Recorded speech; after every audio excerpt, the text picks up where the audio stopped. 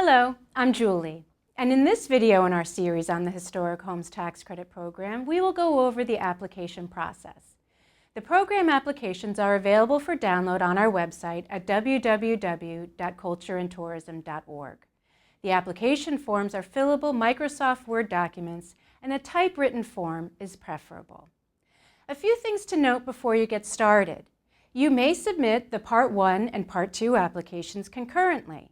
However, the State Historic Preservation Office has 30 days to review each application. Further, any costs incurred prior to approval of the Part 2 application will not be considered eligible expenditures for the purpose of calculating the tax credit. We receive a lot of applications each week, so please be sure to allot the full 30 days for SHPO's review. And be sure to plan ahead so that the State Historic Preservation Office will have ample time to review and approve your application before you begin any work. The program features a 4-part application process. The first 2 parts must be completed and approved prior to undertaking any work. The last 2 applications are filed when your project is complete.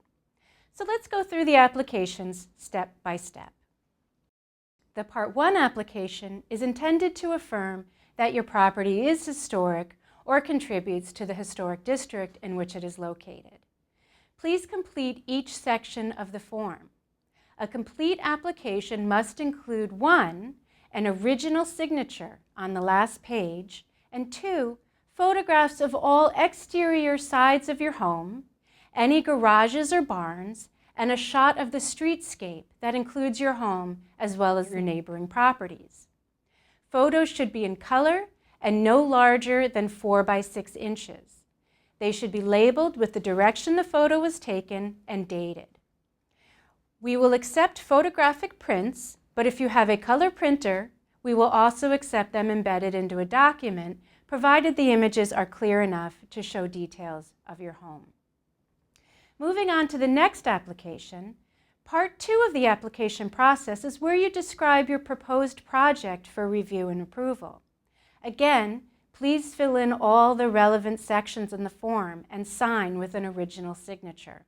Section 5 of the application is where you will present to the State Historic Preservation Office your rehabilitation plans.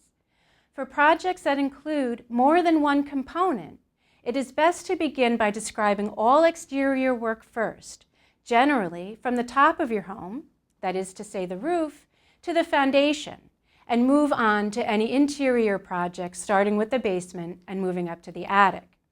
So you'll see in Section 5 of the Part 2 application sections where you'll describe what you are proposing to do to your property. So for example, if you are proposing a roof replacement, under item number 1, you'll put roof. You'll describe whether it's been altered, that is to say, was it replaced, when was it replaced, or is it original to your home? And if you have a slate roof, under existing conditions, you'll describe a slate roof. You need to be specific about what you are going to propose to do and what is there currently.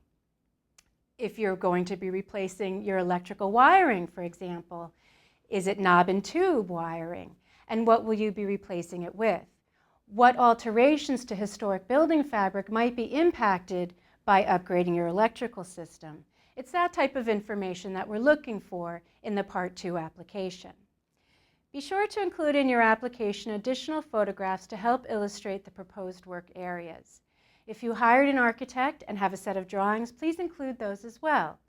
Finally, the budget based on contractor estimates must be included, as it is with this budget that we reserve for you the tax credits. The reservation is made at the time of the Part 2 application so that as you move forward with the work, you know that there are tax credits available to you at the end of the project, provided it is undertaken as approved in the Part 2 application. The amount of the tax credit reservation cannot be changed once it is issued, so please be sure to have estimates from a trusted contractor at the time of your Part 2 submission. The application, and specifically the proposed work items, will be reviewed against the program standards for rehabilitation to ensure that the work will not have a negative impact on the historic character of your home.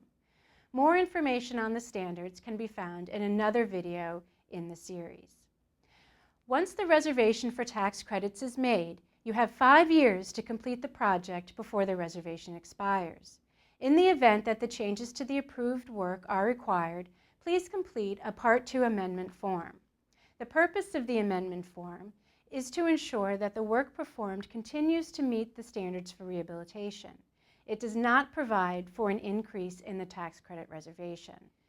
When your project is complete, you will file the remaining applications. The Part 3 application, the request for certification of completed work, will require photographs of the completed project. The photographs should mimic the photos provided in the Part 2 application. The application should also include your proof of payment for the work. Proof of payment must include contractor invoices and any combination of canceled checks, credit card statements, and bank statements. We will also accept an original invoice marked paid in full and signed and dated by the contractor in blue ink. This final documentation will determine the value of the tax credit. Applicants to the program are eligible for the lesser of either the tax credit reservation or 30% of the actual expenditures. For example, referring to the slide, you will see that if you had estimated your project originally at $75,000, a tax credit reservation was made in the amount of $22,500. However, if you only spent $60,000, 30% of that is $18,000, and that is less than the initial reservation, and that is in fact what you will receive as your tax credit voucher. Conversely, if you had planned for a $75,000 project and had a reservation of $22,500, but the actual costs were $100,000, you will not receive 30% of that. You will receive the amount of the initial reservation, which is less than 30% of the actual costs. Finally, the Part 4 application is the request for the issuance of the tax credit voucher. The application includes several forms, including the form assigning the tax credit voucher to the eligible corporation and the owner occupancy assurance statement. Please note that the tax credit voucher must be issued to the end user or the corporation that utilizes the credit. The voucher cannot be issued to the property owner unless the owner meets the state income tax liability mentioned earlier. Detailed instructions on completing the applications are available on our website at www.cultureandtourism.org. Thank you.